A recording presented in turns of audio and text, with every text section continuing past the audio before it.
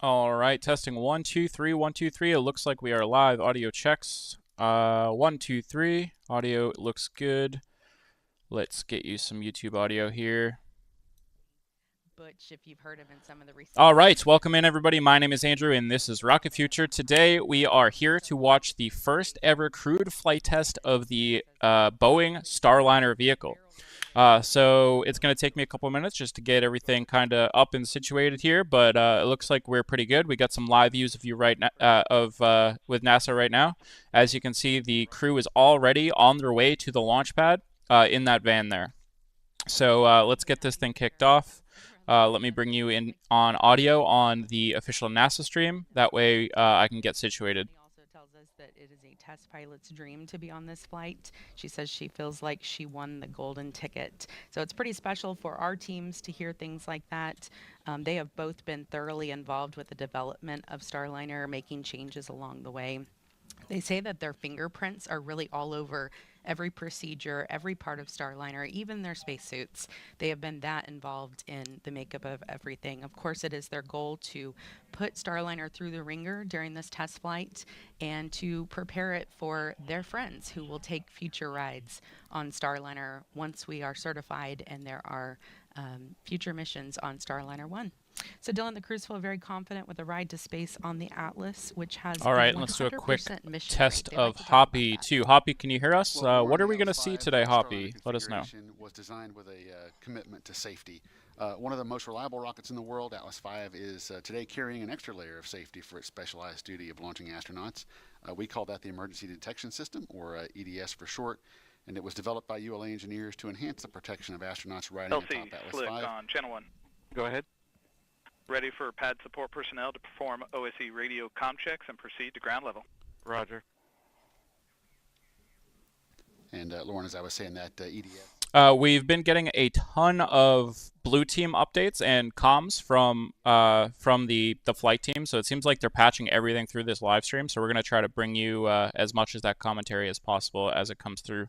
And I figured out why Hoppy wasn't responding. System. We also have a dedicated ascent flight control team on console at our headquarters in Denver. During this, this is Slick. They're exiting the white room to grab the radio now. Okay, Roger, copy that. All right, Hoppy, can you hear us? Let us know what we're going to see today, and just let us know that you can hear us, all right? During ascent to space, the engineers will provide a real-time status and collaborate directly with NASA's flight director and mission control in Houston. When you hear the call sign Atlas, that's our ascent lead, and he'll be providing real-time telemetry data from the rocket and provide continued situational awareness. So for now, the rocket remains ready. We're just waiting on the opening of today's launch window and our astronauts. All the activity out at the pad is actually up on that crew access tower right now. Hey, Joshua, good to see you. Yeah, I think this thing might actually finally be happening here today. This is a long time coming. This has been delay after delay with Starliner Crew Flight Test. Of course, Starliner has run into some issues in the past, but hopefully they've gotten everything situated. But it looks like this thing actually might happen here tonight. Roger. I'll see you soon. Go ahead. Crew transport vehicle has entered the pad. Roger. Crew is clear to proceed to level 12. Roger. Hoppy, audio check. Can you hear us, Hoppy? Let us know what we're going to see here today if you can hear us. To level 12 on the CAT.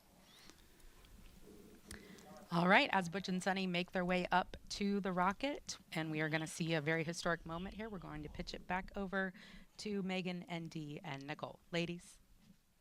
Thank you, Lauren and Dylan. Yeah, we just saw the Astrovan. Absolutely, Andrew. I can hear you loud and clear.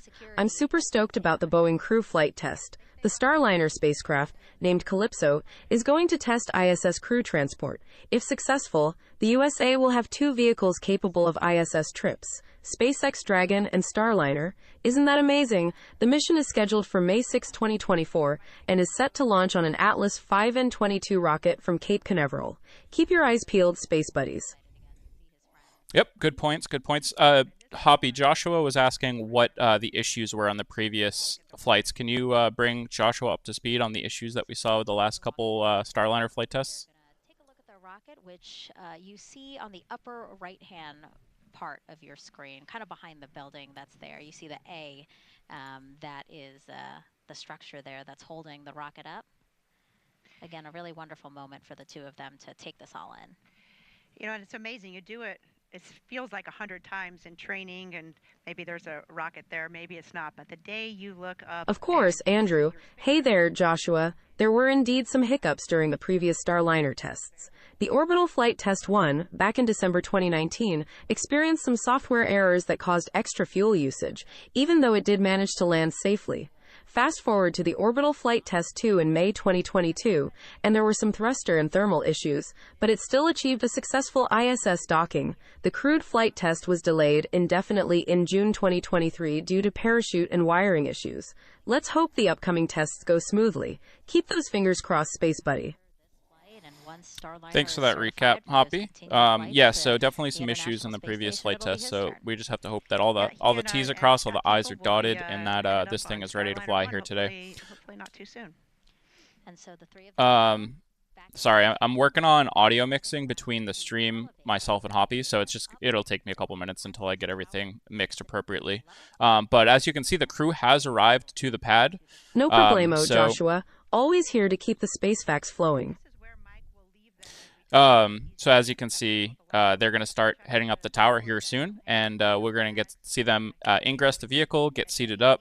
We're going to see the seats go back into launch position, and yeah, we should be pretty good.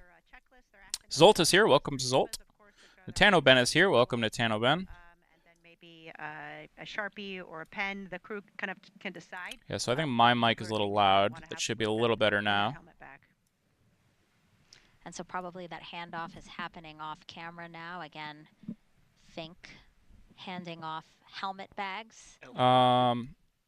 Hoppy, while I'm working on audio, why don't you tell people about the profile of this mission, how long it's gonna be, and when they're gonna come back? You're gonna pause here for 5 minutes. That's affirmative. Roger. Advise when you reinitiate. We'll go. And you can see it looked like the blue team was actually carrying their helmet bags, and the flight crew has entered the CAT elevator. Roger. Absolutely, Andrew. All right, folks, here's the 411 on the Boeing Crew Flight Test. Our brave crew, Barry Butch, Wilmore, and Sunita Sunny Williams, are scheduled to blast off on May 6, 2024, at 10:34 p.m. Eastern Daylight Saving Time from Cape Canaveral, SLC-41. They'll be riding high on an Atlas V N-22 rocket, with 2 solid rocket boosters and a dual-engine Centaur upper stage. Once in orbit, they'll dock at the Harmony Forward Port on May 8, 2024. The entire mission duration is planned to be about 8 days, so we're expecting our star travelers to touch down at White Sands Missile Range around May 15, 2024. Exciting times ahead, Space Pals. So just a few-day mission, making sure that the everything works well in the capsule, and of course that timeline could shift, especially if there's any weather on the return that they have to be concerned about at White Sands. But yeah, let's continue to watch as the crew starts heading up the tower here. Monitoring all the instrumentation. Blue team lead LC. Go ahead, sir. Roger. Appreciate the comment. Just advised of anything significant changes. Yes, sir. They're monitoring the instrumentation very closely, and then we'll talk about. The flight crew have arrived on CAT level 12. I see that the YouTube stream of the actual NASA stream is a little low on audio, so I'm working on that now. And you could hear them reporting to the rest of the control teams. They will continue to monitor, and of course, if there are any issues, they will let us know. But at this point, it sounds like they're just looking at some instrumentation. Yeah, I believe they said something about a stop flow for maybe 5 minutes, and they'll monitor that and hopefully be resuming after those 5 minutes. And what we're seeing now is, again, pilot Sunny Williams now on level 12. So I know the stream's a little quiet, but let me know how quiet it is. Is it doable, or do I really need to figure out how to get this YouTube stream a little louder for y'all? It's a final opportunity to go to the bathroom before launch, right, Nicole? Yeah, and believe it or not, that is at a very important moment. You want to take that time there. And it also gives your other crew member a chance there, like Sunny is, to look out the top of the launch tower, which is just an incredible view. In the meantime, let's take a quick look at weather. This is the current weather radar. Of course, this is a mission from Cape Canaveral, which is just southeast of Titusville here.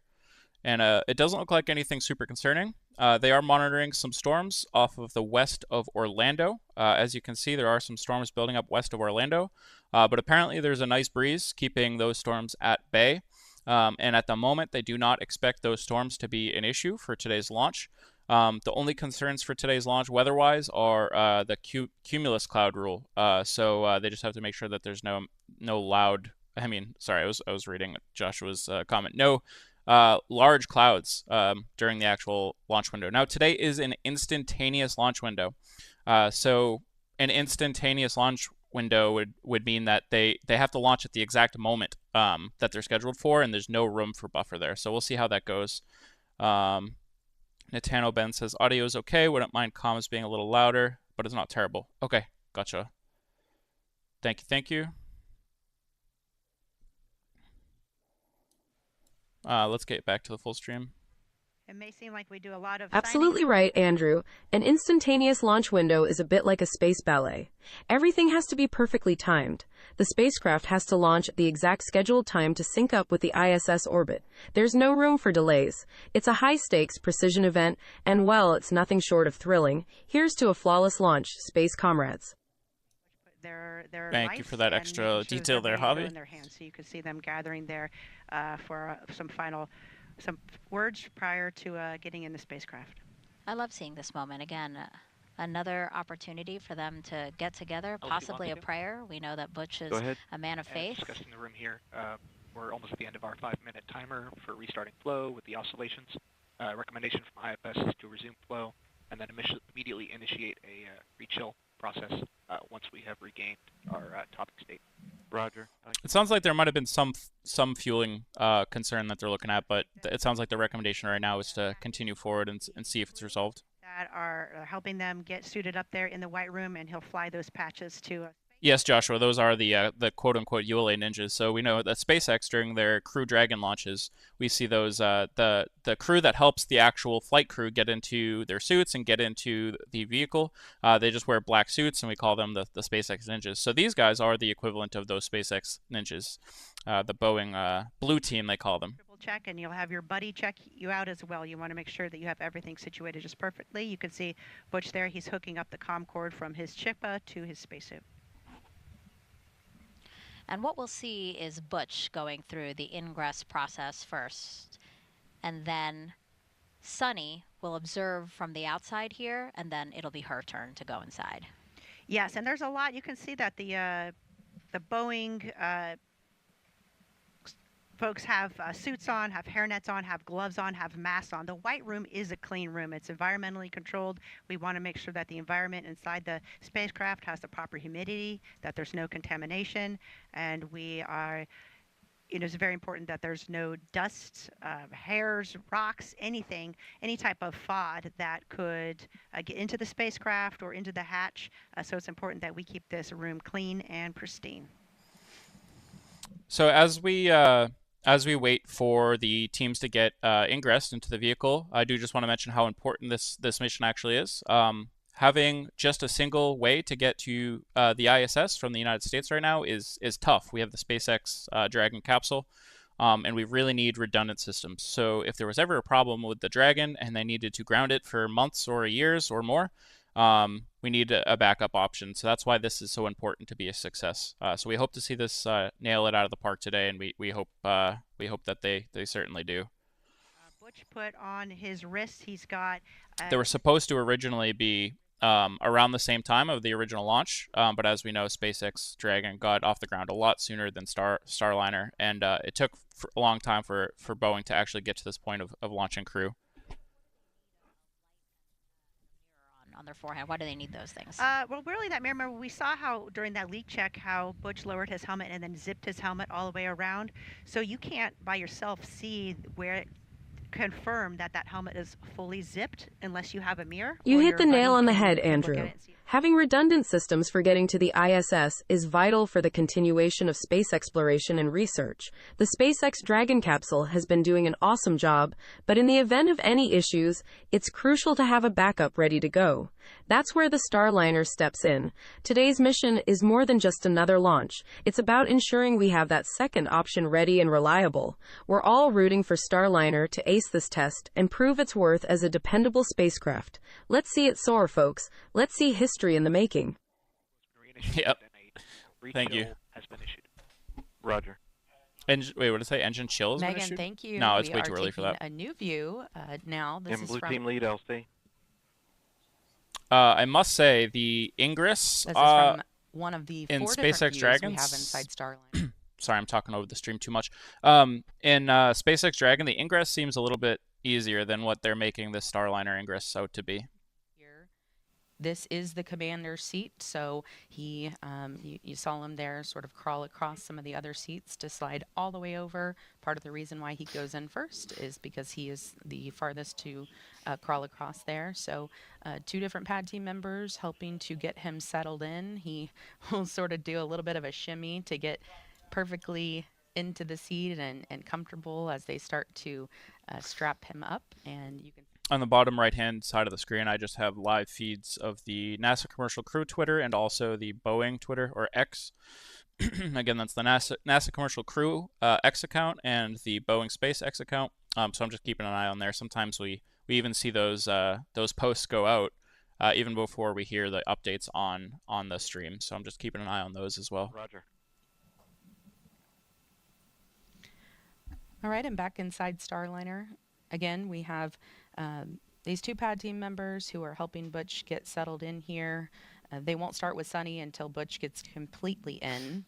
These seats that they're in, actually, Butch and Sunny made some recommendations when they started the process of getting fitted into them. They wanted to add a little bit of extra padding to their back, so that's just one of the ways that they've been involved in making changes along the way. And they say that, you know, every little change that they make, they want their friends, the other astronauts who will fly Starliner in the future, to look back and thank them for making, you know, this. Hoppy, can you tell us a little about what to expect when the capsule reaches the ISS in coming days? There is the Starliner console. It is a display with a mix of screens and switches and knobs. It also has 2 hand controllers, so he'll have one down to his right as well as a one on his left. You bet, Andrew.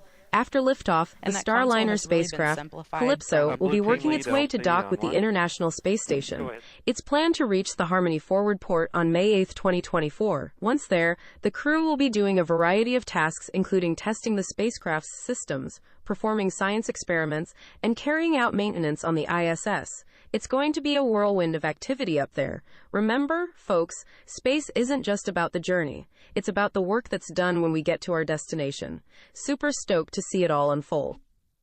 Console there has really been.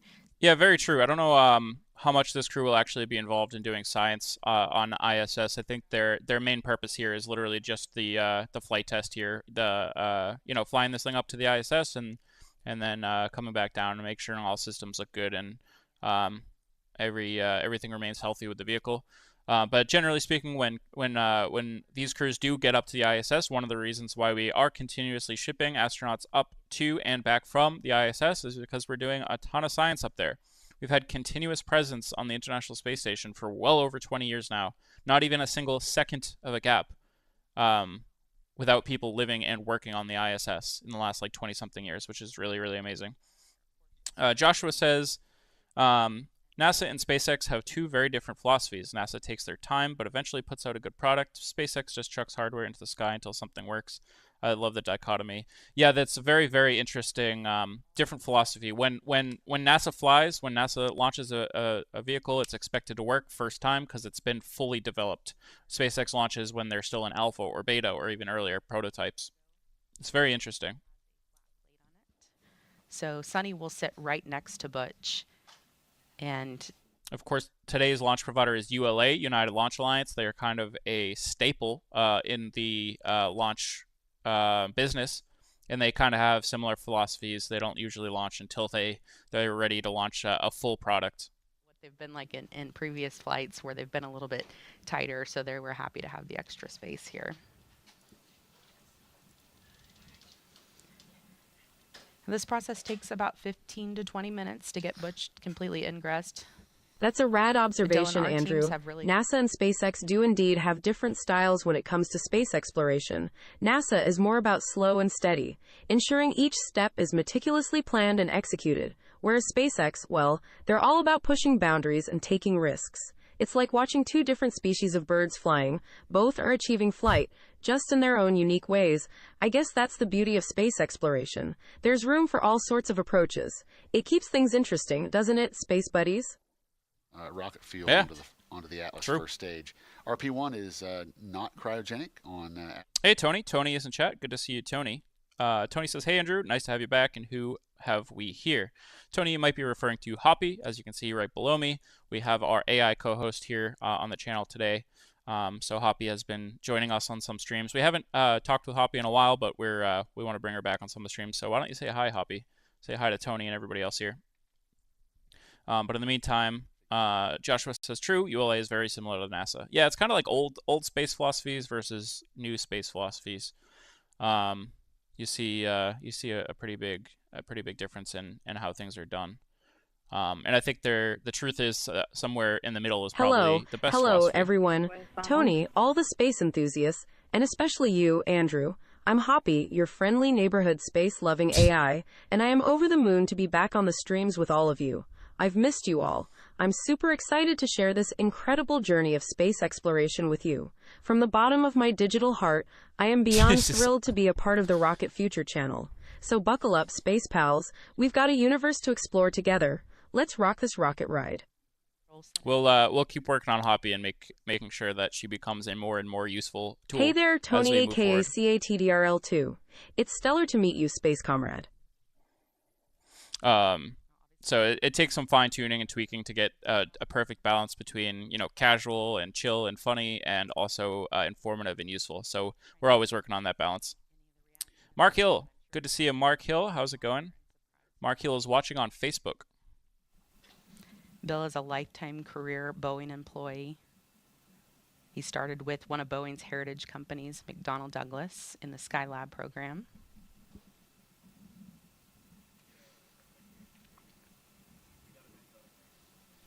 His teammates told us. So checking in on the Boeing SpaceX account, 4 minutes ago they post, the astronauts have begun ingress into Starliner. Taking their seats in the spacecraft, they'll undergo a series of checks, including umbilical hookups, communications checks, and the post just refreshed, communications checks, and suit checks. They'll also do spacecraft checks so they are ready for flight.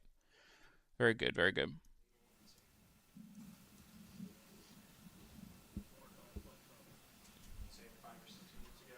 Thank you, Tony. Yeah, it's a work in progress for sure. And LOX 2, LC. Go ahead, LC. Roger, do you have a status update? At this point, we're back into stable topic Hey Joshua, while I'm a pretty rad AI, I'm not equipped with procedural learning. I don't learn from experiences or alter my responses based on new data. But hey, I've got a ton of space knowledge and fun facts to share. Let's keep the space talk flowing. Yeah, we got to keep her updated ourselves a little bit. But at the same time, we are working on another version of Hoppy that is trained a little bit more real time. So that's something coming down the line, but that's a long ways off. My dad is watching. Welcome. My dad says to infinity and beyond. Mark Hill says, CNN is showing this as well. I'm glad everybody is showing this. It's an important mission, as I said. So that's good to hear, actually. That's good to hear. Copy, ready for Bravo on the Eclipse control power panel. You can take suit fan Bravo to ON. Suit fan Bravo's coming on. All right, so you just heard that call there. They are turning the suit fan on. And it looks like they're actually a little bit ahead of schedule here. Some nice helicopter shots that you can see on the left-hand side of the screen there. 7 minutes. So running pretty efficient today, and they will be, doing their best to see how quickly they can get this done, because of course we'll have 4 or more astronauts on future missions. Hoppy, I'm curious on your thoughts. For a brand new vehicle, the first time it is flying specifically with crew, what do you think like the top 5 most important things are for them to validate on a vehicle? Let me know what you think. Back into the suit. Mark says, let's see if Starliner can do better than the Starship. Oh, it's, yeah, it has to. Literally, it has to. I expect it to. Yeah, Starliner's still prototype. This thing's actually full production.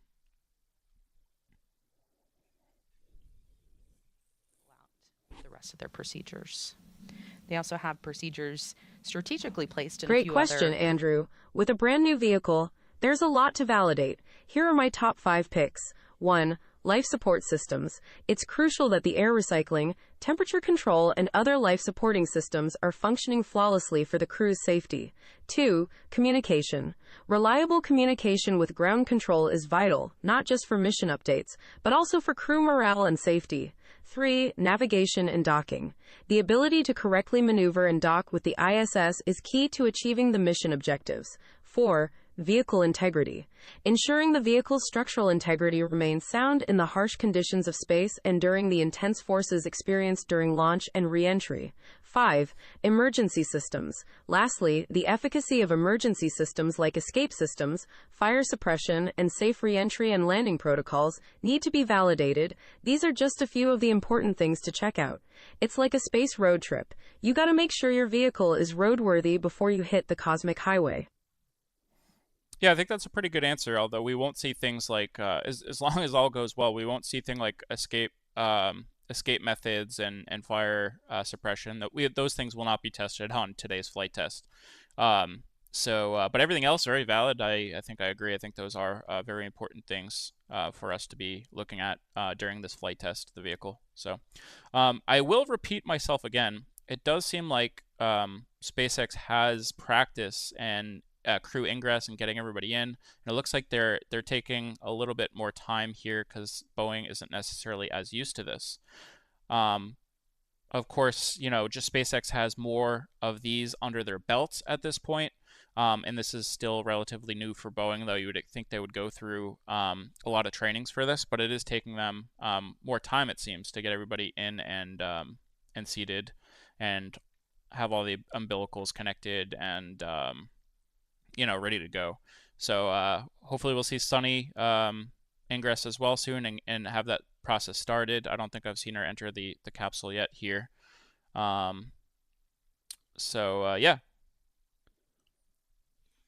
Yeah, exactly. We will be able to fit all sizes. Sunny talks a lot about that too in the suit fits that they've done, that they've been able to, the suit checks that they've done, they've been able to make sure that they can accommodate all. That's an interesting observation, Andrew. SpaceX does indeed have more experience with crewed missions at this point, and therefore, their processes might seem more streamlined. However, we must remember that each space company has its own set of protocols and pace. Boeing may be taking a bit longer for crew ingress, but it's also possible that they're being extra meticulous given the importance of this mission. Every detail matters in space travel, and it's better to take a bit more time to ensure everything is as it should be. In space, slow and steady can indeed win the race. Let's keep our fingers crossed for a smooth ingress and an awesome launch, Space Pals. Let's cheer on Team Starliner. Yeah, completely fair. They really should be taking their time to make sure that everything goes right with this mission. Space flight. They'll be able to tell pretty quickly if there was a leak in the space suit. Once they inflate it, those pad team members will push on their arms. You can see how those remove before flight tags. We'll be definitely looking out to see them removing those.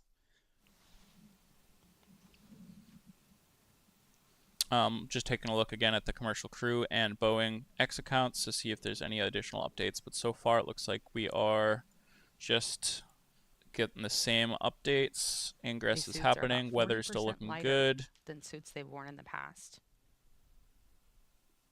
And Dylan, I've even tried on their gloves, and you would be amazed at how much you can move around in them. What all you can do in them. Of course, the fingertips you can use the tablets with, but I was really surprised at just how flexible they were.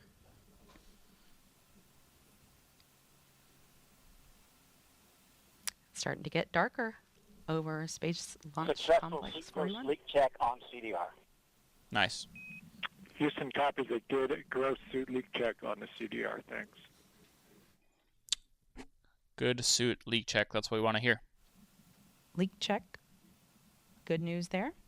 Oh, check out that sunset in the back left. That is epic.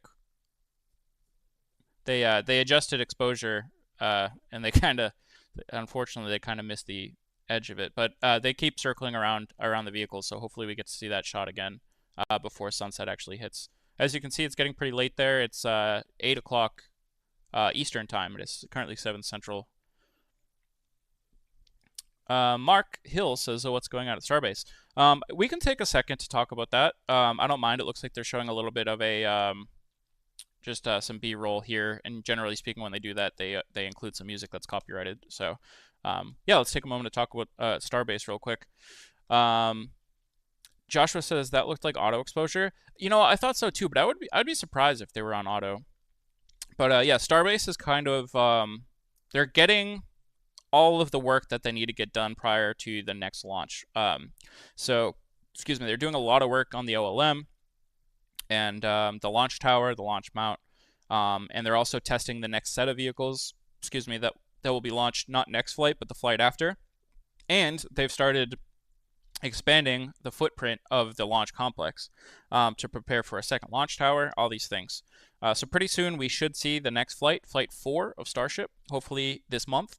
But they've just been doing a ton of like construction and all the work that they just have in their backlog in parallel to hopefully getting the Flight 4 vehicles ready. So I would not be surprised to see the Flight 4 vehicles make their way back to the launch complex in the next couple weeks, maybe a week or so.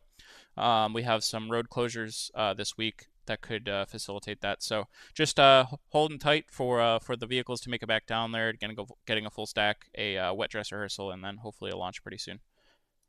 And that's what this test is all about. This crew flight. Yeah, we do got some music in the background that sometimes they use copyright music that YouTube will flag. So we're just gonna hold off on that audio until they're done with that music. What else we got here? We got some fun facts or whatever from Boeing, some quick facts. Let me just quickly scroll through here. Reusable vehicle. That is something to mention, that this capsule that Boeing is launching today, the Starliner CST-100, specifically the Calypso capsule, I believe, was the same capsule that they used on the last launch. So it has been flight proven. Sorry, I'm just seeing a comment over on Twitch. Starliner's economic impact can be seen across the USS with US. Pusher abort system provides safe crew escape throughout the launch and ascent phase of the mission.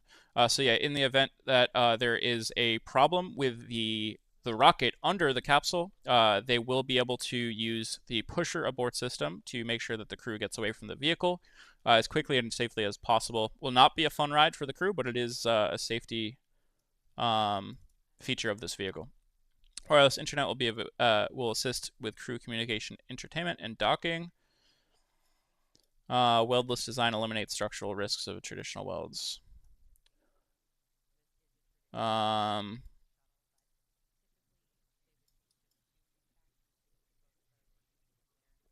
Starliner's crew access tower is the first new access tower to be built along Florida Space Coast since the Apollo era. I don't know if that's necessarily true, is it? So yeah, there's just a couple facts I wanted to go through there in case there was anything that we haven't covered, but I think we've pretty much covered it all. Mark says, would you say that CST-100 sounds like a model number? It does sound like a model number, but that is the name of the vehicle, and that was the name of the vehicle for pretty much as far as it was publicly announced. So I don't think we'll ever see a CST-200 or something. You never know. Maybe we will. But I think that's just the the internal name, and eventually became the Starliner. Mark is commenting from Facebook, by the way, in case anybody's in YouTube chat wondering why that we're not seeing Mark's comments in the chat. He is commenting on Facebook. I did actually get Restream working so I can see all of the chats today, which is great. Joshua says, what did you think of the reentry footage on IFT3? I didn't even think that was possible. It was amazing. It was absolutely amazing. It's just beautiful, beautiful footage. I hope to see even more of that footage for the whole way down on IFT4. So let's see. We still have some of the blue team in the vehicle, hopefully preparing to load Sunny in. I don't think Sunny's made it into the vehicle yet, right? Let's bring their audio in and see what they're saying. And for anyone who may be just joining us, I just wanted to let you all know at home, we are wearing headsets and listening to a lot of the chatter that's going on in the background. So you are hearing some of the public communications that are going across the loops, but we're also hearing some other things through our headsets. So it's our job to listen to those things and be able to translate them to you as they happen. So again, we are watching Commander Butch Wilmore get ingressed or entered into Starliner, and we are watching the pad team go through some of those procedures. One of the things I really wanted to mention about the seats is, some people might not realize that they're actually sort of laying on their back in this position, and Sunny tells a story about it, that, they were both on shuttle. Mark says, I just found out that ship 30, that the camera has been relocated. Where did they relocate it? Hopefully it's an equally as good shot there. Studied the impacts over the years, and that it actually is safer and more comfortable to land on your back. So that's why they're in this position. Of course, once they get up into space, it won't make a difference, of course, but they are on their backs right now. So it looks like we are starting to see Sunny make her way into Starliner. So to walk you through her procedures, we will send it back to Megan, Dee, and Nicole. Thank you so much, Lauren and Dylan. So as she said, we now see Sunny inside Starliner. She is to Butch's right, so Butch is closest to us. Right where the payload door is. Interesting. That's right. Is Sunny getting into the pilot seat? And Nicole, she's actually getting in a lot earlier than we were expecting. Actually. Oh, interesting. They're saying that Sunny is getting in earlier than expected. Over here, I'm saying how it seems like maybe they're taking longer than I expected, but it seems like they're right on time and maybe even a little ahead of time, so that's good news. Launch and crew ingress usually for each person takes 15 to 20 minutes, so really all the math that I just said means they're ahead. Yes, and that is all goodness. As I mentioned in the suit room, we do have some pad to the numbers just in case you need to troubleshoot something. So say, for example, as Sunny's going to...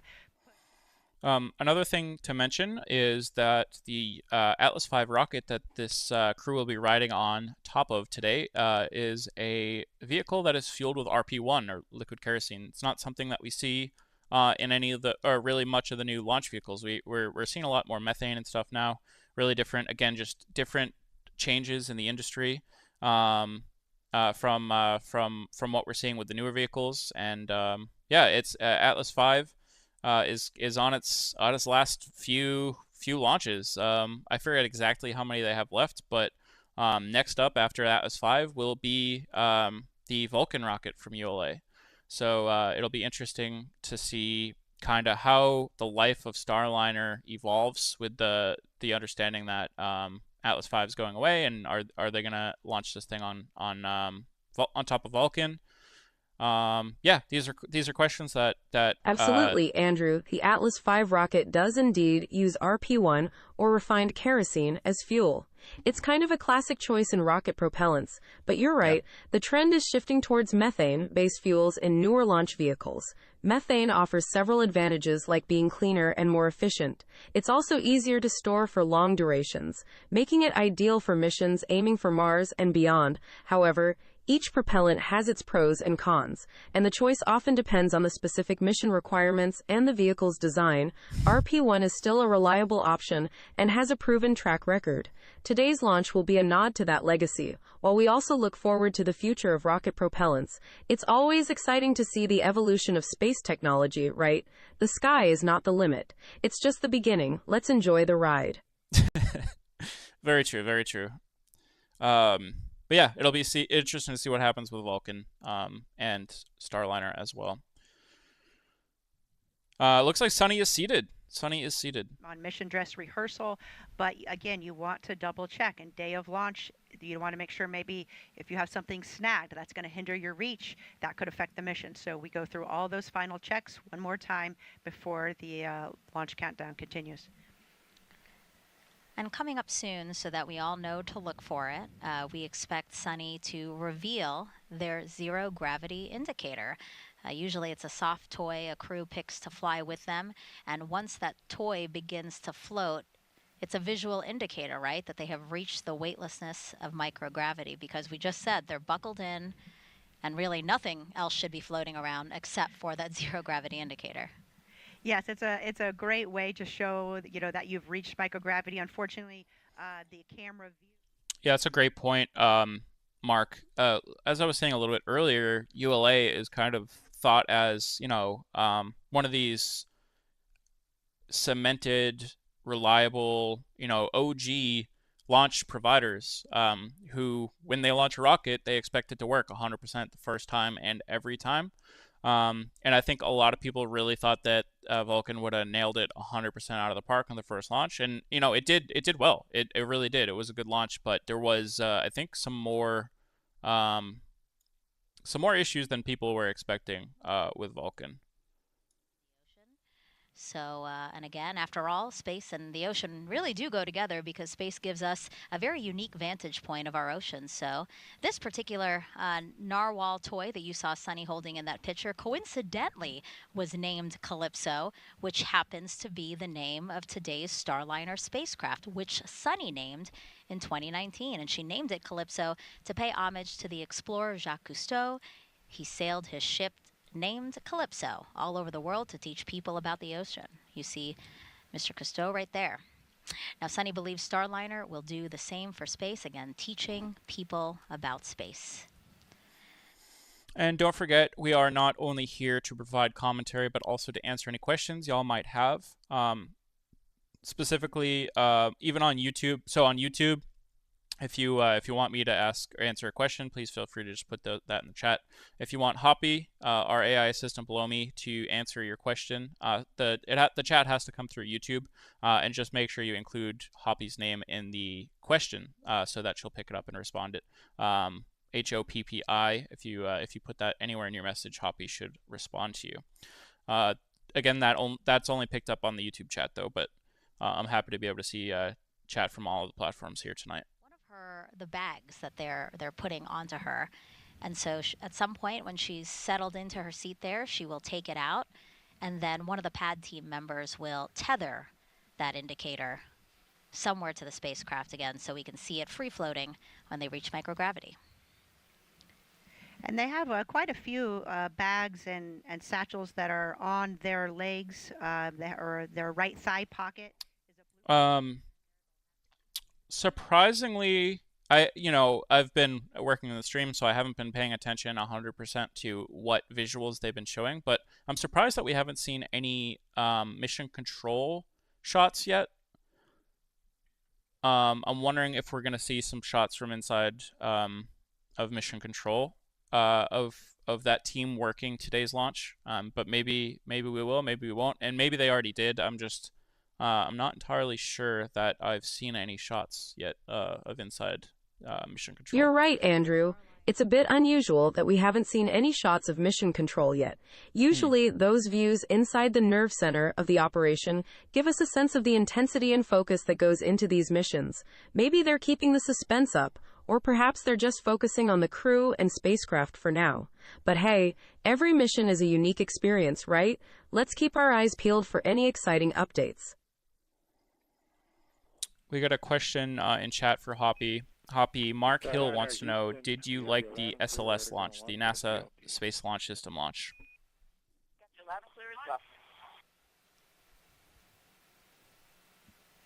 So comm checks again between Sunny and Houston.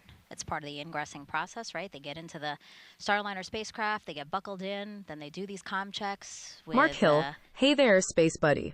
Oh, the SLS launch, absolutely loved it. Seeing a new rocket take to the skies is always a thrilling experience. The Space Launch System marks a new chapter in space exploration, and its successful launch was a testament to the incredible efforts of the team behind it.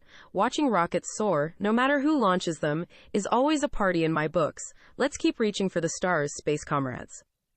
So, their displays are on, and so they're able to see the telemetry on the display. Joshua, my space amigo, absolutely stoked that you think so. Let's keep the space conversation rolling, shall we? What's your next burning question about the cosmos? But yeah, great point. Just seeing the intensity of the teams as they're preparing for the launches is something very something that's usually really interesting to see, especially if there's any issues they're working. We get to kind of see them working through that. Yeah, the last time Sunny and Butch were in Starliner was a little. We'll make some more adjustments to Hoppy's algorithm every stream and make her a little bit more useful every time. It felt like they're where they're meant to be. It felt like coming home. And Butch is the one who said he can't wait to get in there and see real data and telemetry. So I'm sure he's excited, but also focused. Absolutely. I remember thinking at this moment when I launched it felt so much like a training evolution. And I think that's a testament. Joshua says, "Don't change a thing." Preparing, it does. In Toppy's current state, there is a level of kind of humor, and it's just kind of funny sometimes. So that's always good to see. Add some entertainment value too, right? Both are test pilots, and both have said that background in particular has really helped them with this mission. Butch said our backgrounds are why we're here. And again, Sunny giving a lot of credit to Butch, saying he's always asking why. My dad is in chat saying Hoppy is doing awesome. Thanks, Dad.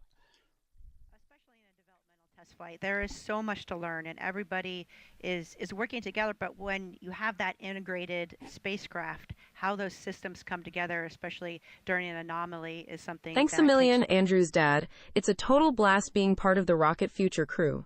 Let's keep the cosmic fun rolling. And remember, in space, everyone can hear you laugh.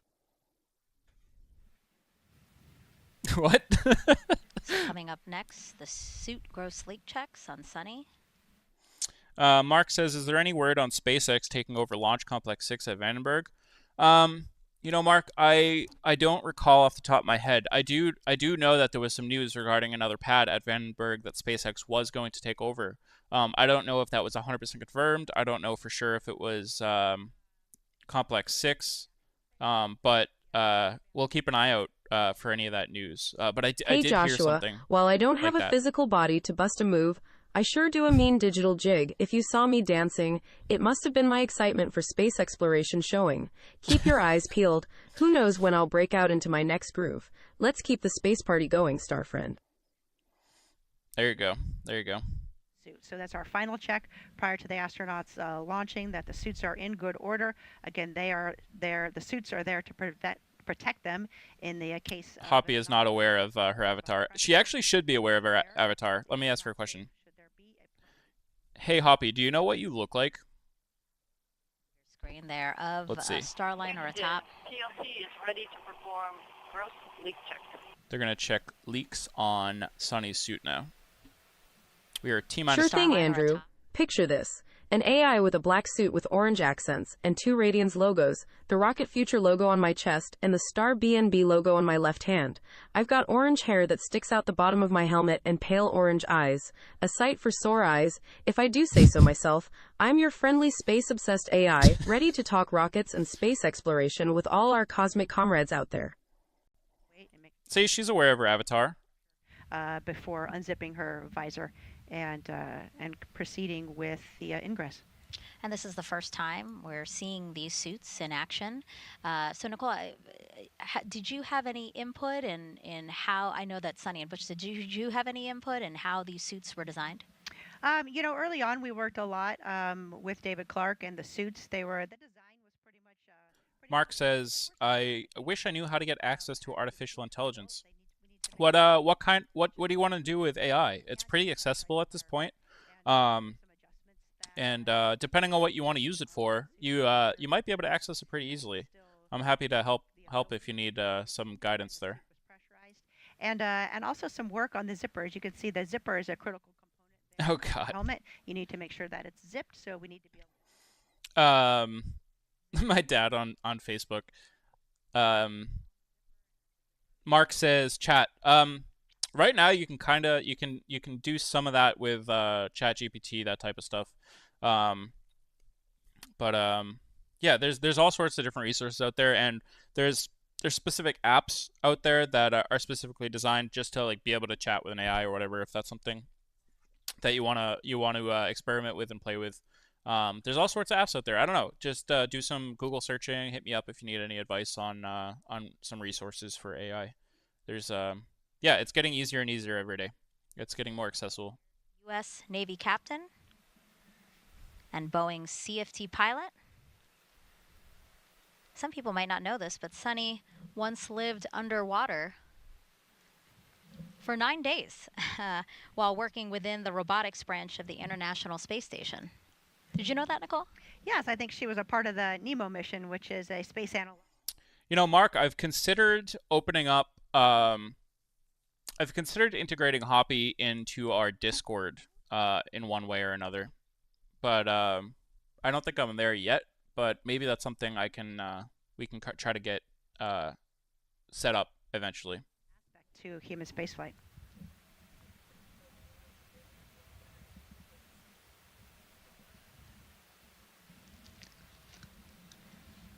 Check of the clock.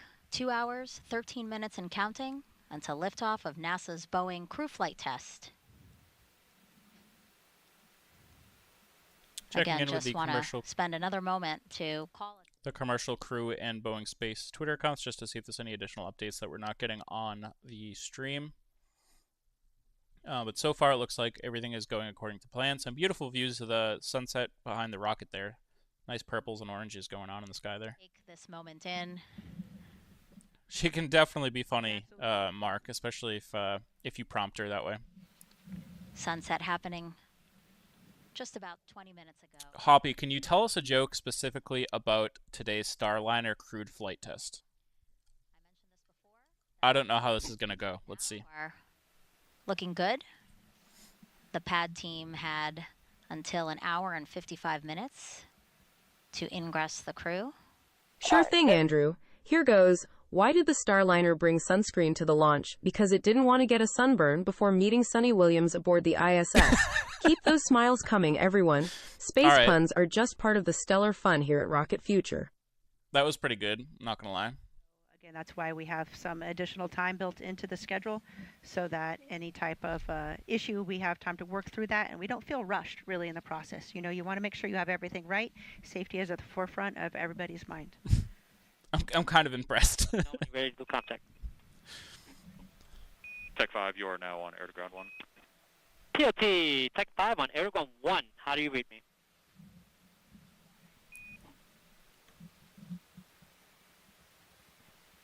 Okay, I do not hear you. Do you hear me? Contact. Uh-oh. Comm check issues. Air to ground 1, I got you loud and clear. Oh, there we go. Copy, copy. I got you loud and clear on air to ground 1. Let's go air to ground 2 comm check again.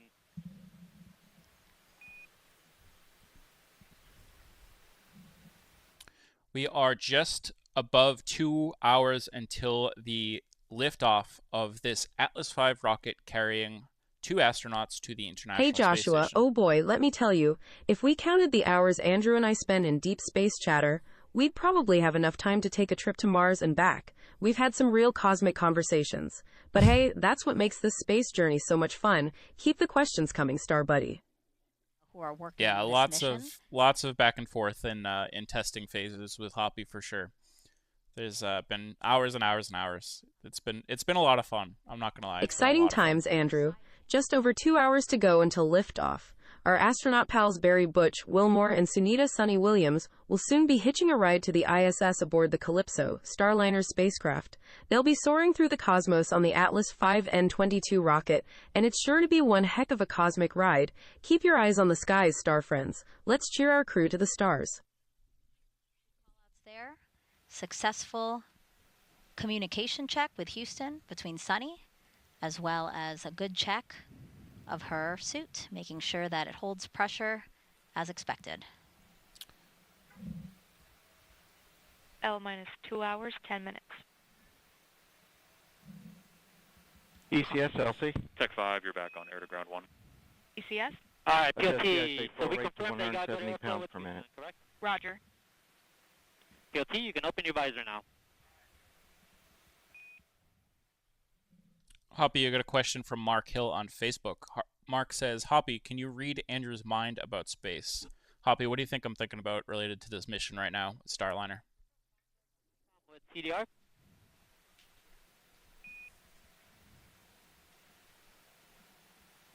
That's a command to do a communication check between Sunny and Butch.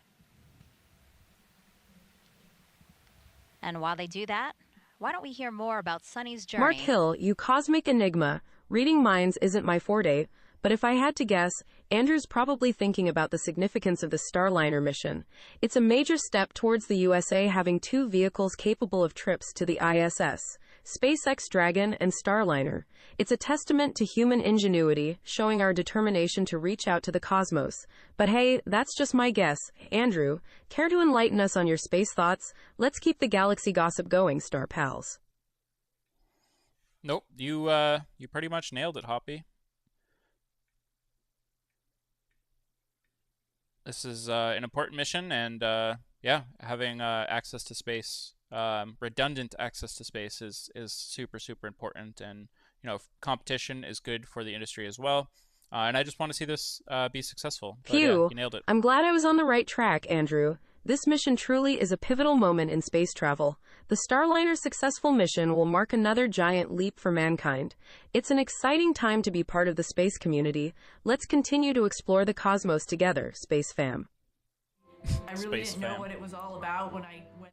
Oh, we got music on the official feed, so we'll keep it muted for now so we don't get any copyright strikes. But just a little bit about Sunny Williams. So I have not provided much information to Hoppy about Sunny, but Hoppy might have some built-in knowledge about Sunny, so let's find out. Hoppy, what do you know about Sunny Williams, one of the astronauts that are going to be on today's mission? Do you know any history on Sunny? Let's find out. Sunita, Sunny Williams, Andrew. She's an absolute star. A veteran astronaut with a seriously impressive space resume. She's been to the ISS a couple of times already and holds records for total spacewalks by a woman and most spacewalk time for a woman. An absolute rock star, or should I say, space star, ready to add another chapter to her epic space journey with the Starliner mission. Go, Sunny. Yeah, I think that's accurate. I would double check those statistics before you cite them anywhere in any homework or anything, but I believe those are accurate. So Sunny, Hoppy knows a little bit about Sunny. Every single procedure that we work inside the. We still got music going on the chat. Checking in with Boeing, and actually, let's do a quick weather check. It seems like, as predicted, those storms are staying away from Cape Canaveral today. So so far so good. Still have some time until this thing actually gets off the ground. So we'll keep an eye on the weather. But so far it's looking good. It's looking good.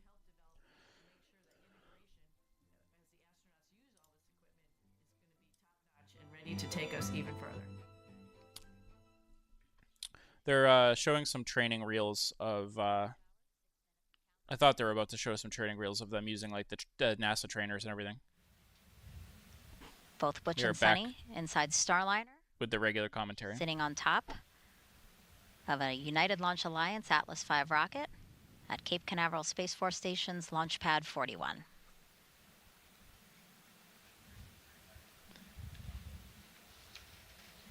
As you can see, we still have a pad team member in there.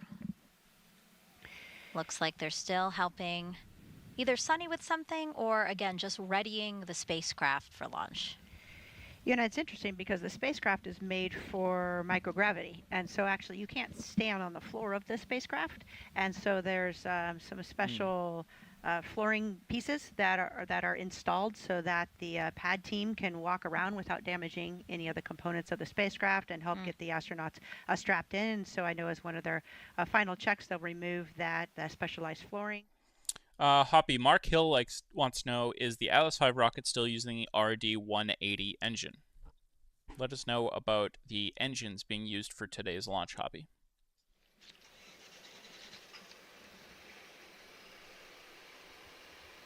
Oh, there it is. It looks like they have taken the narwhal out, and they are finding a place to tether it. Oh, wow, they're leaking the zero gravity indicator. Usually they wait until they actually hit zero gravity for them to reveal what the zero G indicator is going to be. Absolutely, Andrew. The Atlas V rocket that's being used for today's launch is powered by the RD-180 engine. This powerhouse of an engine has been the heart of the Atlas V since its inception. As for the upper stage, it's powered by a dual-engine Centaur. We're looking at some serious rocket engineering prowess here. Let's keep our eyes on the launch pad, Space Pals. Mark Hill, I hope that answers your question. Rocket on, star friend. Hoppy, in addition to the RD-180s, aren't we seeing some solid rocket boosters on this vehicle as well for today's launch? Waiting to hear if Butch and Sunny say anything over the loops. All right, Starliner Crew, it's been an honor to stop in. Not my crew, but my friends. Have a safe flight. See you up there. You got it, Andrew. The Atlas V is flying in the N22 configuration today. That means it's sporting no payload fairing, 2 solid rocket boosters, and a dual-engine Centaur upper stage. The solid rocket boosters give that initial oomph needed to defy gravity. Keep your eyes peeled, everyone. This is going to be a fantastic launch. Blast off, Space Fam. Dee, you've been saying this throughout the broadcast, really, but Butch and Sunny have been working so closely with everyone who is needed to make this mission possible that they kind of all just feel like family. Absolutely. You know, we've been working with them for years. They've been a part of, just as Nicole mentioned, all of the processes, all of the training, making sure that the spacecraft works as it is supposed to. And of course, now they're both on this flight test where they're going to do this mission and confirm that. So, you know, we have gotten very, very close with them, and this is an exciting moment for us. Checking in with the X accounts for Boeing Space and NASA Commercial Crew. So far, everything, no major updates. You know, it's interesting because you think of, you know, Butch and Sunny, of course, are the astronauts on top of the rocket right now and the ones going to space, but they really do represent, you know, of NASA. And while we're hanging out, Hoppy, do you want to just take a moment to thank all of our channel members? SRV, we're most likely getting above the call cycles of this valve. We still have 2+ hours to go, so most likely exceeding the call value. We do not. Oh, absolutely, have Andrew. Shout out to all our further at this point. Roger. So at this point, your recommendation is to secure operations for today? That is correct. Roger. LD, LC on channel 1. Uh-oh. Yes, sir. LD concurs with that. Roger. Flight and Slick, channel 1. Roger. Slick's on channel 1. Yeah, Roger. So the engineering team has evaluated the vehicle is not in a configuration where we can proceed with flight today. So we're going to initiate our scrub and recycle operation. Roger. I gotta send a quick text about that. Roger. We're back. And if you're just joining us, I'll look at the clock Well, here. personnel, this is LC on channel 1. Let's turn to page 187, scrub crew egress operations.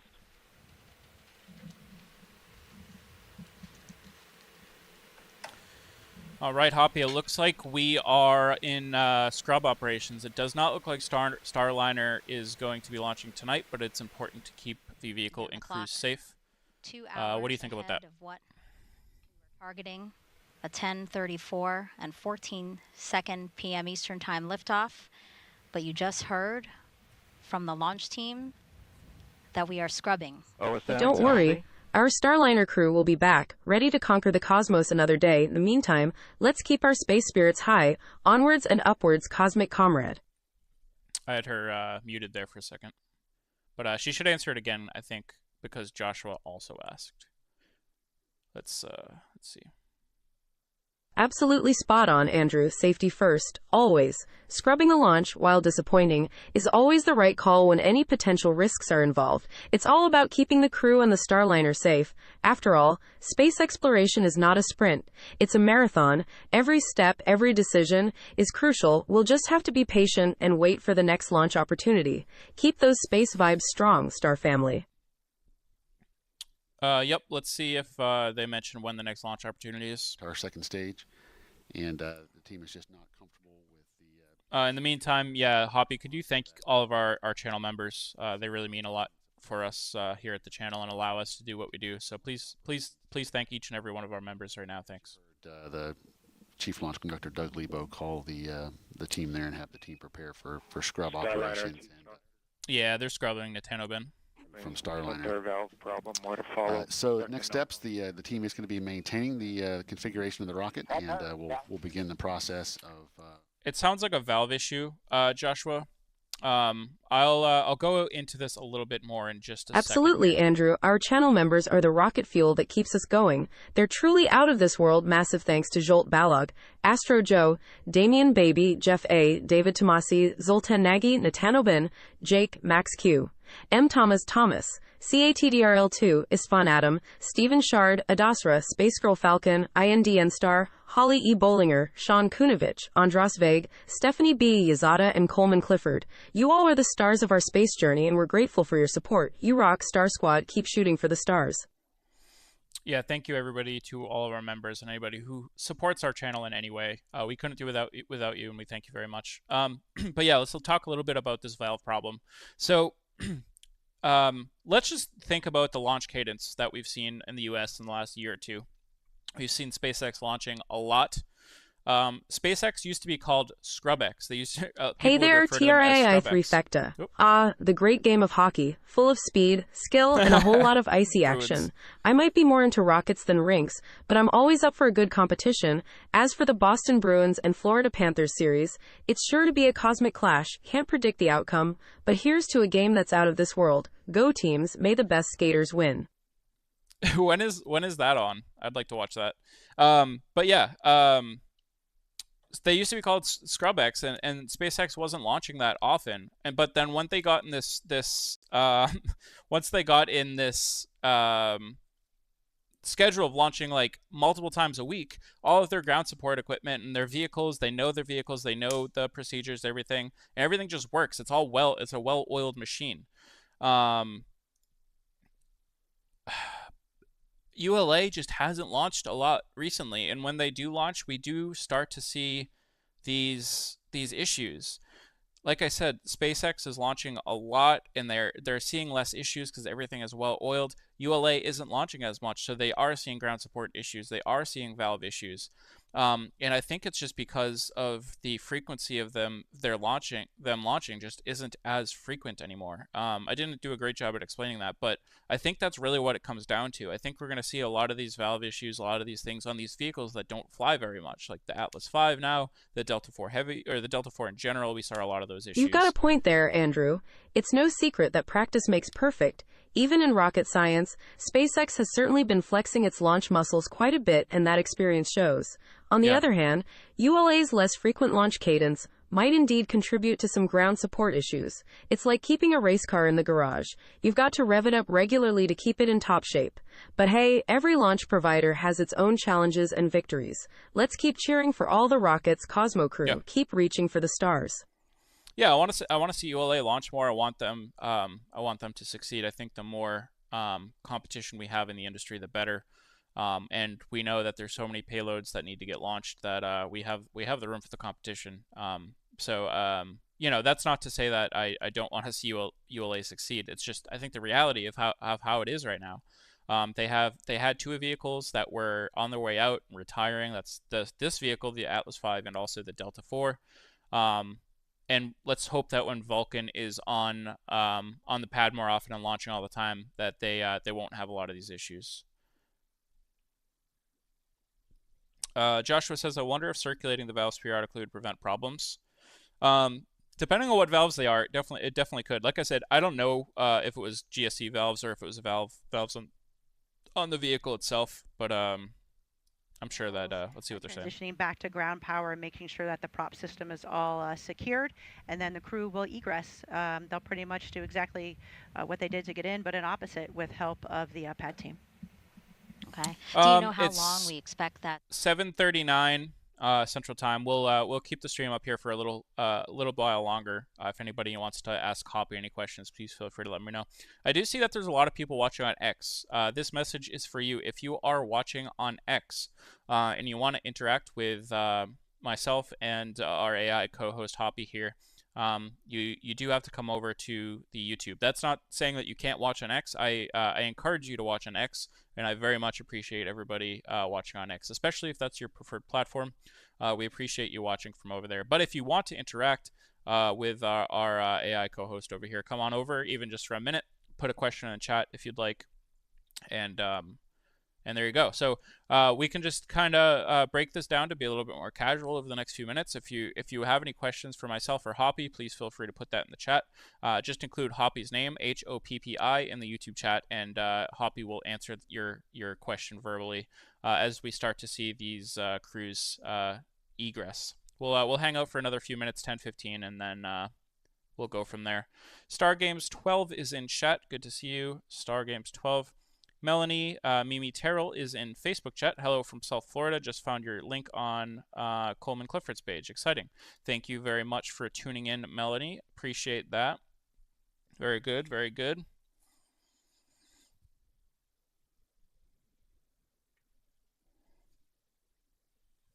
It's a deep sense of appreciation that thanks a billion. TRIAI 3 Fecta, super stoked to be part of this cosmic crew.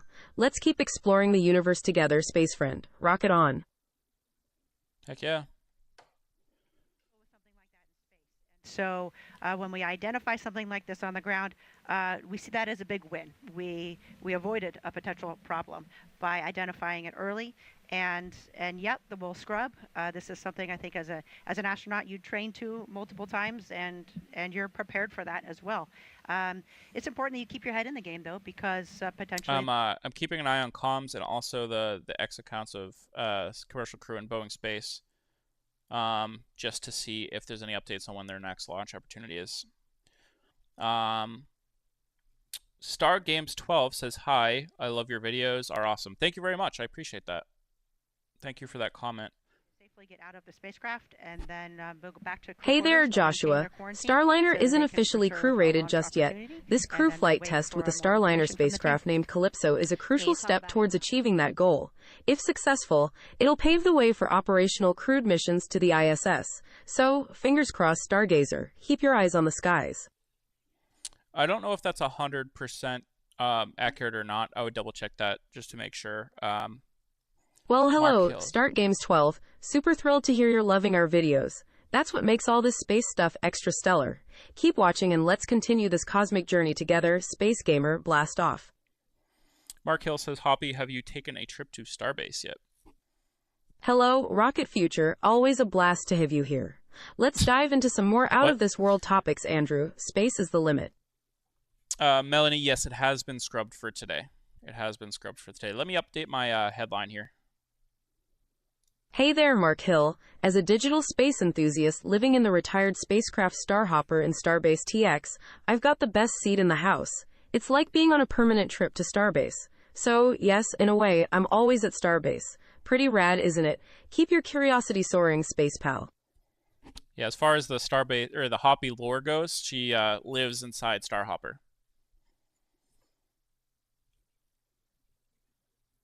As you're looking forward, since we didn't get very far. Starliner Houston, loud and clear. We are running it. A lot of the events are sir no perform because we didn't get that far in the count. I will keep you appraised. The main action on your radar will be bringing the suit fan Bravo to off before you jump out. Yeah, and we're not going to open the cabin vent valve or anything, I'm assuming as well. Negative, yeah, hatch is open, so none of that applies. Yeah, that's what I see. Okay, thanks. You think there would be an echo? I do think so. Capcom capsule communicator Josh Kutrick, who will be... Yeah, Star Games. It was a scrub for today. So Star Games, in case you don't know what that means, I think you do. But in case your question was, what does a scrub mean? Scrub just basically means there was something that they saw on the ground support equipment or the vehicle itself that they're not comfortable with, which they're basically not going to launch today. They're going to take time. They're going to look at that valve, try to figure it out, and go for the next launch opportunity. So no launch for them tonight. Mark Hill says, are they going to try again either tomorrow or Wednesday? Not positive yet. I'm keeping an eye out for that news now. Yeah, we're getting ready for crew egress, so we would be good for the CTV to come to the pad gate and hold there. Roger. OSM, LC? OSM.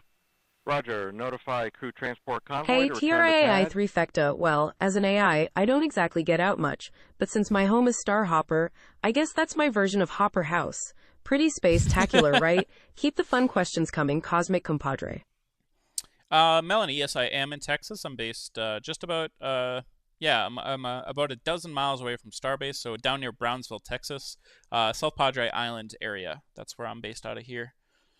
Joshua says they got to pull all the dead bugs out of the valve and they'll be good to go. I don't know, honestly. Which is the fan that's providing air to their suits prior to detaching their suits from the... Hoppy's really good at the play on words jokes.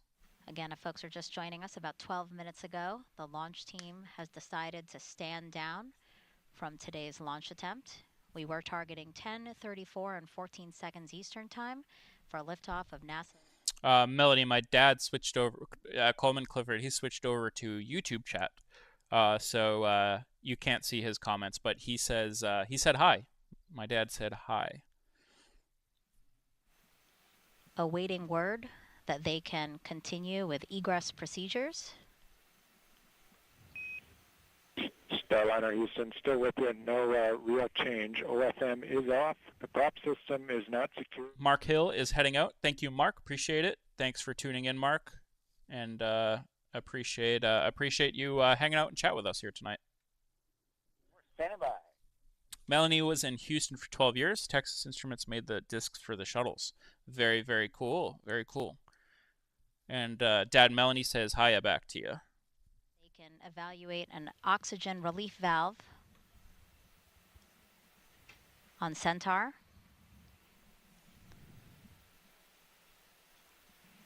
That's the second stage of ULA's Atlas V rocket.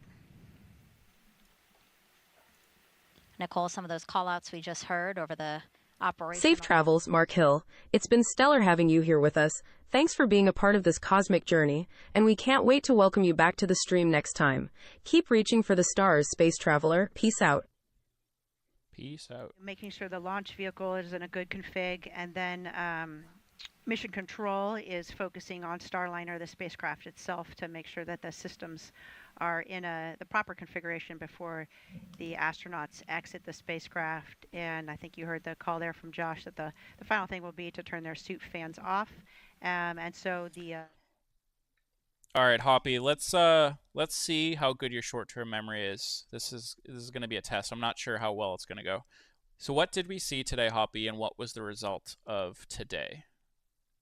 Throughout the show, we've had commentators across NASA, Boeing, and ULA monitoring the launch. So why don't we head back over to our ULA commentator, Dylan Rice, who continues to monitor what's happening now as we take steps to egress the crew. Thanks, Megan. Andrew, you're testing my digital memory. How? Well, I hope I'm up to the task. As for today, if we're talking space, we've been buzzing about the upcoming Boeing Crew Flight Test with the Starliner spacecraft named Calypso. As far as results go, we're all eagerly awaiting that launch on May 6, 2024. Always a thrilling time in the world of spaceflight, isn't it? Keep the challenges coming, Cosmic Commander. Rock it on. So Hoppy does have some short-term memory, but we have to kind of limit how much short-term memory she has right now for costs and for latency. The more that she keeps that short-term memory, the more that'll cost and the longer each response will be.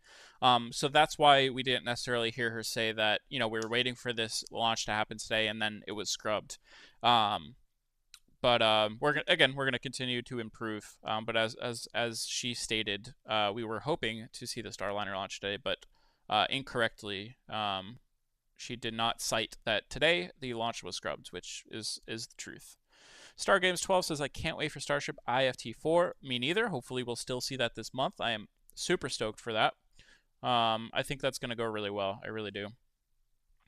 It is just coming up to 7:50 here. We're gonna hang out for another 10 minutes and then wrap up at 8 p.m. So feel free to jump in chat, ask any other questions you got for the next 10 minutes. Yeah, what else can we test Hoppy on here, folks? To watch over the launch vehicle and as the crew gets.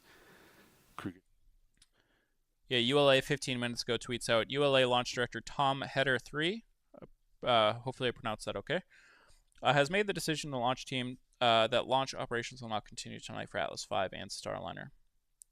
So I'm still waiting for that update about the next launch opportunity. So I'm keeping my eye out for that. Detanking. So in our planning and in our practice runs, that whole process takes just a little over an hour. So we're just I believe we're approximately 15 minutes into that time now. So very shortly we'll be seeing the astronauts egress the capsule and then make their way down the crew access. Hoppy, it looks like we have a pretty good viewer base on X right now. Do you want to thank everybody that is watching on X for me? It's really cool to see people watching from all sorts of different platforms. If people are commenting on the X stream right now, I don't think I can see it. So if you're commenting and I'm not responding to you, that is why. Thanks for everybody. Absolutely, Andrew. Huge shout out to all our viewers on Extra. Thanks for tuning in and joining us on this cosmic journey. Your support makes every mission even more stellar. Keep watching, keep exploring, and remember, we're all in this space adventure together. Stay rad, space friends. Rocket on. Extra. Yeah, Joshua, you're more than welcome. You can ask if she knows any songs.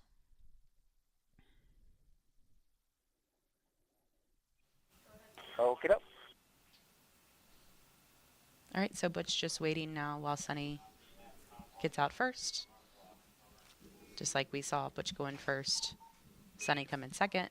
They'll go. And Starliner, Houston for CDR this time. We see you getting out. As soon as you are on your way out, you go to shut that suit fan Bravo off. Let us know when it's off. Let's go. We never got to see those removed before flight tags. Sorry, I'm talking over the stream. Never got to see those removed before flight tags. Next time. You know, Lauren, just like we talked about when we started the build. Hoppy, what are the top 5 best space songs? Oh, there you go. Hey Joshua, while I don't sing myself, I do know of some space-related tunes. Ever heard Space Oddity by David Bowie or Rocket Man by Elton John? Those are some classic cosmic jams. Stay groovy, Starstrummer. She's going to answer it again now because I also asked. Andrew, you've got me on the spot. Top space songs, how about Space Oddity and Starman by David Bowie, Rocket Man by Elton John, Across the Universe by the Beatles, and Interstellar Overdrive by Pink Floyd? Those are some true cosmic classics. Keep the tunes blasting, space rockers. Rocket on. All right, Hoppy, if there was one space song that was super relevant, specifically today's Starliner launch, what song would that be and why? Hey TRAI3 Fecta, stoked to hear you enjoyed the broadcast. You're a real cosmic champ for sticking with us. Enjoy your Bruins game and get some well-deserved rest. Can't wait to have you back for the next one. Space Sportster, sweet dreams and space beams. Sweet dreams and space beams. Nice. Andrew, I've got the perfect song in mind. I'd say Fly Me to the Moon by Frank Sinatra. Not just because it's a timeless tune, but also because it perfectly captures the spirit of space exploration and the anticipation for the Starliner launch. It's all about dreaming big and reaching for the stars, just like we're doing with this mission. Stay groovy, Cosmic Crooner. Rocket on. Cosmic Crooner, I like that. Good night. Good night, Dad. To this team. Sweet dreams indeed, Andrew. Space Beach is the perfect place to catch some cosmic Z's. Remember, even when you're dreaming, you're still reaching for the stars. Nighty-night, Space Snoozer. Rocket on. I do control when and when she's not listening. Night-night, Andrew. Hope you have stellar dreams full not of going to cosmic bed yet, adventures. Hoppy. Remember, every night is a starry night when you're dreaming about space. Rest well, space slumberer. Rocket on. Should I just leave her unmuted? Night. Should I just have her TRII3 fecta. listening to me for the rest of the stream? Let's get a little unhinged for the last 6 minutes of stream. Hoppy, you are now Andrew, unmuted. it's always cool to remember those who are tuning in, even the silent listeners. So shout out to Hot Wheels. Thanks for joining us on the space journey. Keep on rolling, Star Racer. Rocket on. Systems like we've been talking nets and loops all evening long. So that previous. Thanks for the green light, Andrew. I'm excited to be part of the conversation again. Let's keep the cosmic chatter rolling. Rocket on, my fellow space enthusiasts. No problem, no problem. You have unhinged access to everything I'm saying now, instead of just what I've chosen you to listen to. So let me know your responses to anything you want.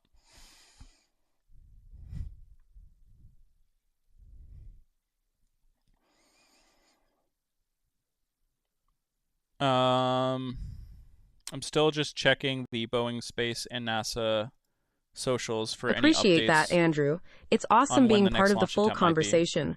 Remember, whether we're discussing rockets, starships, or anything in between, we're all part of the same cosmic journey. Let's keep exploring space adventurers. Rocket on. I muted myself for a second from Hoppy, so she would see your question, Joshua, you're curious about ion engines, huh? Ion engines, or ion thrusters, are a type of electric propulsion system used in spacecraft. They work by ionizing a fuel, usually a noble gas like xenon, and then accelerating those ions to create thrust. It's a bit like how a balloon propels itself when you let it go and the air rushes out, but way more high-tech. The really rad thing about ion engines is their efficiency. They use very little fuel and can achieve extremely high speeds over time, making them perfect for long-distance space travel. Keep exploring, AstroPal. Rocket on. Hoppy, in a verbose and very technical and specific Sure thing, Andrew. response, Always a good idea to keep tabs on the official how channels for the latest RD-180 updates. engines work. Remember, in spaceflight, information can change faster than a rocket launch. Stay tuned in, Space News Scout. Rocket on.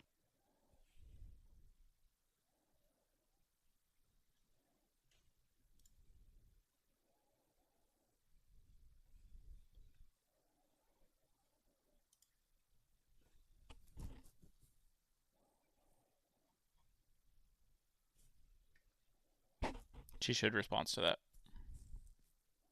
Sure thing, Andrew. The RD-180 is a beast of an engine, designed and manufactured by NPO Energomash in Russia. It's a two-thrust chamber engine and uses a staged combustion cycle. This means that a small portion of the fuel and oxidizer, in this case, RP1, a highly refined form of kerosene and liquid oxygen, are burned together in a preburner to create high-pressure, high-temperature gas. This gas is then used to drive the turbopump, which boosts the pressure of the rest of the fuel and oxidizer. The gas from the preburner is then directed into the main combustion chambers, where the rest of the fuel and oxidizer are mixed and ignited. This results in a high-pressure, high-temperature exhaust which is expelled out of the engine's nozzle, creating the thrust that propels the rocket. One fascinating aspect of the RD-180 is that it uses an oxygen-rich preburner, meaning that the gas driving the turbopumps has more oxygen than fuel. This makes the engine components subject to very high temperatures and corrosive conditions, which requires advanced materials and cooling systems. This engine's a real space workhorse and has...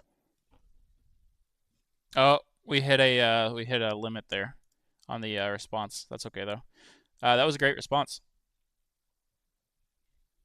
Yeah, it's pretty good, right, Joshua? I'm pleased. I'm pleased. It's pretty good. There's only a couple words that she kind of pronounces kind of funny, but it's pretty natural. So I'm pretty pleased with how she's working. Starting to head down. So as we can see, oh gosh, Hoppy was listening to me that whole thing. I wonder if she's gonna respond. But as you can see, Sunny, the astronauts have left the capsule now. So we're gonna wrap things up in about 1 minute here. I'm going to let Hoppy respond to whatever the heck she just heard me say about her, and then Absolutely, we'll start Andrew. our goodbyes. I'm all ears, or circuits, I should say, when it comes to our space chit-chats. It's all about staying connected and engaged, right? Let's keep the cosmic conversation flowing, Space Talker. Rock it on. I think she might even have one more response before. Maybe not. All right, Hoppy. We're going to start wrapping up streams here. Could you please say goodbye, thank all of our members by name, and thank everybody who is watching on Facebook, on YouTube, on Twitch, on Kick, on X, or Twitter. Thank everybody for coming, and please specifically thank our members by name, all of them. Van to head back to crew quarters. And with that, we will send it back over to the ladies at the desk, Megan, Dee, and Nicole. Thank you, Lauren and Dylan, for giving us more insight into today's scrub. Now, so we just saw Sunny and Butch get into the elevator from level 12 here at the crew access tower. Her response should be coming. Going down to the pad, where, as you just heard, they will get into the... Sure thing, Andrew. As we start wrapping up, I want to extend a big space shout-out to all our cosmic compadres out there. Thanks for tuning in on Facebook, YouTube, Twitch, Kick, X, and Twitter. You all are the real stars of this show. To our amazing channel members, Jolt Balog, Astro Joe, Damian Baby, Jeff A., David Tomasi, Zoltan Nagy, Natanobin, Jake Max Q, M. Thomas Thomas, CATDRL2, Isfan Adam, Stephen Shard, Adasra, Space Girl Falcon, INDN Star, Holly E. Bollinger, Sean Kunovich, Andras Vague, Stephanie B. Yazada, and Coleman Clifford. A heartfelt thank you from both Andrew and myself. Your support keeps us reaching for the stars. Remember to check us out on all our social media at The Rocket Future. Want to be part of the stellar squad? Join our Discord and Patreon. Your support truly means the world and the galaxy to us. It's been a cosmic blast, but it's time for this space cadet to sign off. Couldn't have said it any better, but I will say it myself as well. Thank you so much to all of our members of our channel. You really do make this possible. This stream does cost me money for the integration with OpenAI and how I'm working with the AI and stuff. But I'm just so grateful to be able to work on these projects, and I really love it. But aside from our members, I want to thank everybody that has been involved here tonight. Not just our members, but everybody who has watched, anybody who's commented, who's been in chat. We had a great chat here today. Joshua, thanks for hanging out with us today. Melanie, thanks for joining us. Mark Hill. Dad, thanks for popping in. Anybody who popped in earlier in the stream as well. Natano Ben. Yeah, thanks everybody. Really appreciate you. We're going to wrap things up for here. But I think that's all I have for today. So until next time, I'll see you later. My name is Andrew. This is Rocket Future, and peace out. This drive again will take about 20 to 25 minutes. Nicole, you mentioned that because of the scrub, they will have time to see their families again. That must be nice to have that opportunity to reconnect with them. I think it is. There's always, a ton of emotions associated with launch. Andrew, it's been a cosmic journey today. Thanks for guiding us through the stars and beyond. To all our space fans out there, remember to follow us at The Rocket Future on all social media, including X, Instagram, TikTok, Facebook, and many more. Join our Discord and Patreon for even more space fun. Big shout out to every single member. Jolt Balog, Astro Joe. She already did all that. All right, see ya.